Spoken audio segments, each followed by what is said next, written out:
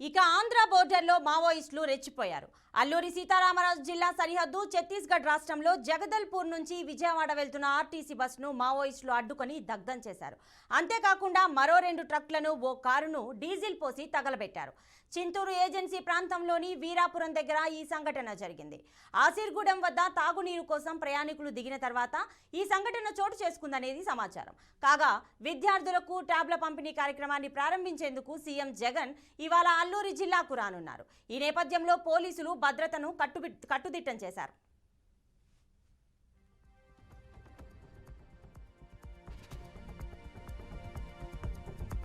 गाड़ी को जला दिया गया नक्सलियों के द्वारा।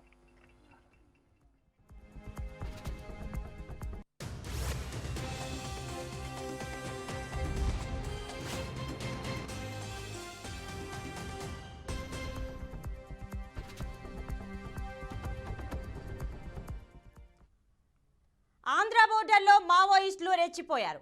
అల్లూరి సీతారామరాజు జిల్లా సరిహద్దు ఛత్తీస్గఢ్ రాష్ట్రంలో జగదల్పూర్ నుంచి విజయవాడ వెళ్తున్న ఆర్టీసీ బస్సును మావోయిస్టులు అడ్డుకొని దగ్ధం చేశారు. అంతేకాకుండా మరో 2 ట్రక్లను, ఓ కారును డీజిల్ పోసి తగలబెట్టారు. చింతూరు ఏజెన్సీ ప్రాంతంలోని వీరాపురం దగ్గర ఈ ఘటన జరిగింది.